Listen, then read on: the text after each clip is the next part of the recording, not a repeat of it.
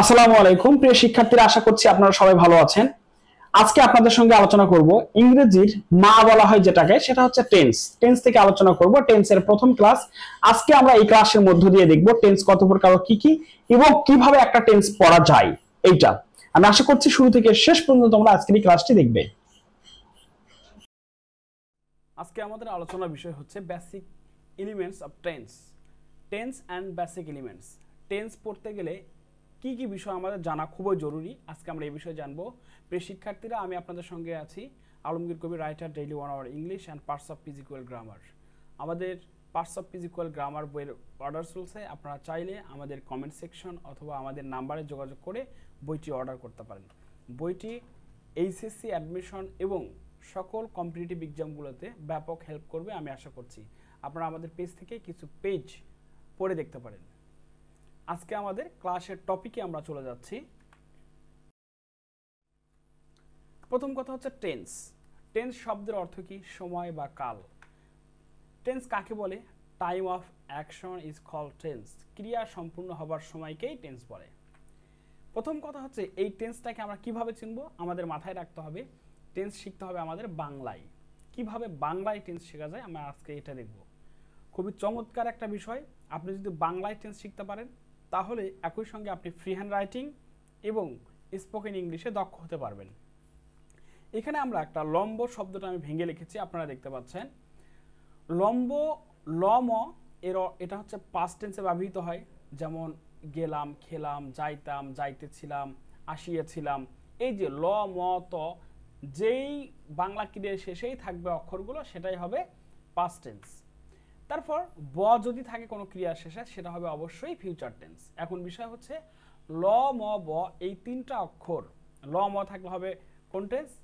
ল ম থাকলে হবে হচ্ছে ব থাকলে হবে ফিউচার টেন্স, আর ল ম থাকলে হবে পাস্ট টেন্স। এখন বিষয় হচ্ছে পাস্ট টেন্স এটাও তো আবার 4 প্রকার, ফিউচার টেন্স 4 প্রকার, প্রেজেন্ট টেন্স 4 প্রকার। তাহলে প্রেজেন্ট টেন্স হবে কিভাবে? ল ম ব এগুলো কিছুই যদি না থাকে তাহলে হবে প্রেজেন্ট টেন্স। কিভাবে? যেমন আমি স্কুলে যাই, আমি খাই, আমি খাচ্ছি, আমি ভিডিও ক্লাস তৈরি করতেছি। এই যে সবগুলো ক্ষেত্রেই কিন্তু ল ম ব নাই। ল ম ব না থাকলে সেটা হবে প্রেজেন্ট টেন্স। আমরা 3টা টেন্স নির্ণয় করতে পারলাম। এখন আমরা দেখব যে টেন্স কত প্রকার? 3 প্রকার। প্রেজেন্ট টেন্স বর্তমানকাল, যেমন আই ডু দ্য ওয়ার্ক, এর অর্থ আমি কাজটি করি। তারপরে পাস্ট টেন্স, পাস্ট টেন্স হচ্ছে আই ডিড দ্য ওয়ার্ক, আমি কাজটি করলাম। এখানে আমাদের একটা বিষয় খেয়াল রাখতে হবে, সেটা হচ্ছে খেয়াল করেন এখানে দেখেন ক্রিয়ার শেষে কিন্তু কি আছে? আমরা যদি করি শব্দটাকে হয় তাহলে আমরা পাবো কি? কর, কর আমরা যোগ পাবো কি? রস্বই। এখানে কি পাবো? কর যোগ রস্বই, তার মানে এখানে রস্বইকার আছে। এখন এখানে খেয়াল করেন আমি কাজটি করেছিলাম, এখানে কি আছে? ল ম আছে। তার মানে আমার টেন্স, এই যে বাংলায় টেন্সটা আমরা বুঝতে পারতেছি। এরপরে খেয়াল করেন যে ভবিষ্যৎকাল future tense, I shall do the work, অর্থ কি? আমি কাজটি করব। এখানে করব, কর এটাকে ভাঙায় আমরা একটা কর যোগ উত্তর, মানে কি আসে? কর যোগ ব। কর যোগ কি আসে? ব। তার মানে আমরা যখন ক্রিয়াটাকে ভাঙাবো তখনই আমরা কিন্তু বুঝতে পারবো কোনটা কোন টেন্স। এখন আমরা দেখব এই প্রেজেন্ট টেন্সকে ভাগ করা হয়েছে আবার 4 ভাগে। আমরা এগুলো ক্রমান্বয়ে দেখতে থাকবো। যেমন গতকাল সে একটি কেক কিনেছিল, তাহলে এটা কোন টেন্স? কিন যোগ ছিল। এটা যদি আমরা ভাঙাই তাহলে আসে কি? কিন। কিন যোগ ল, ছিল। কিন যোগ ছিল, তাহলে কি আসতেছে? ল আসছে কিন্তু ক্রিয়ার শেষে। যদি ক্রিয়ার শেষে ল থাকে তাহলে সেটা কি হবে? Past tense. ওকে, এখন আমরা দেখব যে ক্রিয়ার মূল আসলে কি, কিভাবে ক্রিয়ার মূলটাকে নির্ণয় করা হয়।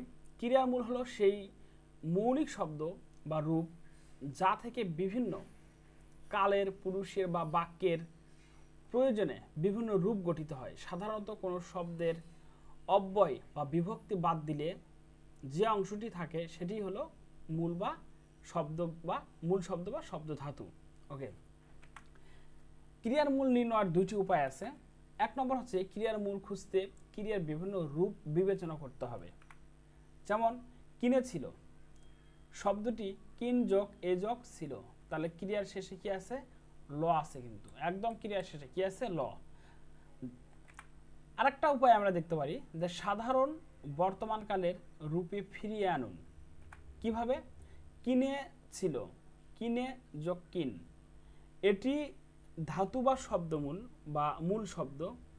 কোথা থেকে এসেছে? কিন, তারপর এসেছে কিনে, তারপর এসেছে ল, কিনেছিল।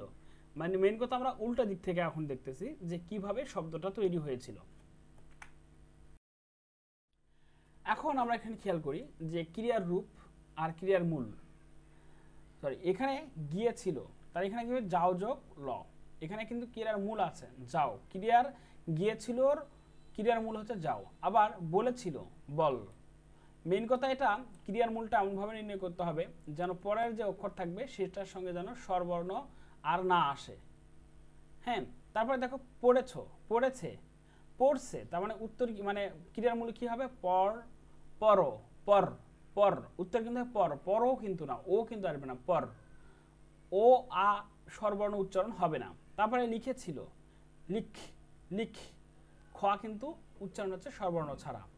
যখন স্বরবর্ণ ছাড়া উচ্চারণ করা মানে করব তখন সেটা আমাদের ক্রিয়ামূল হিসেবে বিবেচনা হবে, এটা আমাদের খেয়াল রাখতে হবে। আর এখানে কিন্তু সবগুলোতে খেয়াল করেন এটা কিন্তু পাস্ট, এটা পাস্ট, এটাও পাস্ট, কিন্তু পড়ছে এখানে কিন্তু ল ম নাই, ত নাই, আবার বও নাই, তার মানে এটা প্রেজেন্ট টেন্স আছে। আমাদের আগে ক্রিয়া চিনতে হবে। এখন আমরা দেখব যে 12টা টেন্স দেখব আমরা এক নজরে। 12 টেন্স অ্যাট এ গ্ল্যান্স আমরা একটু খেয়াল করি। প্রেজেন্ট টেন্স, প্রেজেন্ট টেন্সের মাঝে কি কি আছে? Indefinite, continuous, perfect, perfect continuous. এখন এই জায়গা থেকে আপনাদের যারা একদম বেসিক থেকে পড়তে চান অবশ্যই আপনারা কি করবেন? এই প্রত্যেকটা ক্লাস খাতায় নোট করে ফেলবেন। যেমন ইনডিফিনাইট টেন্স বানান মুখস্থ করে ফেলবেন, সাধারণ বা অনির্দিষ্টকাল, এই যে টেন্সের যেই টাইটেল এটা খুবই গুরুত্বপূর্ণ। আবার কন্টিনিউয়াস মানে কি? চলমান। পারফেক্ট পুরো ঘটিত, পারফেক্ট কন্টিনিউয়াস পুরো ঘটিত চলমান। একইভাবে পাস্ট টেন্সকে ভাগ করা হয়েছে এই 4 ভাগে। কি কি? Indefinite, continuous, perfect, perfect continuous. কিভাবে আমরা দেখব যে past indefinite, past continuous, past perfect, past perfect continuous. Okay, এখন আমরা দেখি ফিউচার টেন্স। ফিউচার টেন্সকে 4 ভাগে ভাগ করা হয়েছে। Future indefinite, future continuous, future perfect, future perfect continuous. এখন কিছু নৈর্ব্যক্তিক দেখে নেই যাতে আমরা বুঝতে পারি টেন্স আমাদের কিভাবে পড়তে হবে। যেমন টেন্স মিন্স, টেন্স শব্দের অর্থ কি? টেন্স শব্দের অর্থ কি? টাইম, ভার্ব, স্পিড নাকি? টেন্স শব্দের অর্থ হচ্ছে টাইম, সময়, নট অ্যাকশন। এটা কি বোঝায়? সময়। টাইম শব্দটা বা টেন্স শব্দটা এসেছে টেম্পাস থেকে। I dash 20 kilometers to work every day. এটা অভ্যাসগত কর্ম বোঝাচ্ছে, যার ফলে এখানে কি হবে? Continue, sorry commute. তাই কি? I commute 20 kilometers to work every day. The man seldom smoke. তাহলে এখানে কি আছে? এখানে আছে দ্য ম্যান। এখানে দ্য ম্যান হচ্ছে subject, subject third person singular হলে ভার্বের সঙ্গে এস বা ইয়েস হবে। তাহলে কি হবে? The man smokes. আজকের এই ক্লাসটি এনজয় করার জন্য আপনাদের অত্যন্ত ধন্যবাদ। Thanks for enjoying to read class. আমি আশা করছি নেক্সট ক্লাসগুলো আপনারা এভাবেই কন্টিনিউয়াসলি দেখতে থাকবেন। ইনশাআল্লাহ একটা সময় গিয়ে আপনার ইংলিশের যে ভীতি, এই ভীতিটা থাকবে না। আমরা ইনশাআল্লাহ আগামী ক্লাসে আমরা দেখব প্রেজেন্ট ইনডিফিনাইট টেন্স। আপনারা সবাই যারা এখন আমাদের পেজটি ফলো দেননি দ্রুত একটু ফলো দিয়ে রাখুন যাতে আমাদের ক্লাস আসার সঙ্গে সঙ্গে নোটিফিকেশনটা আপনার কাছে চলে যায়। ধন্যবাদ সকলকে। আসসালামু আলাইকুম।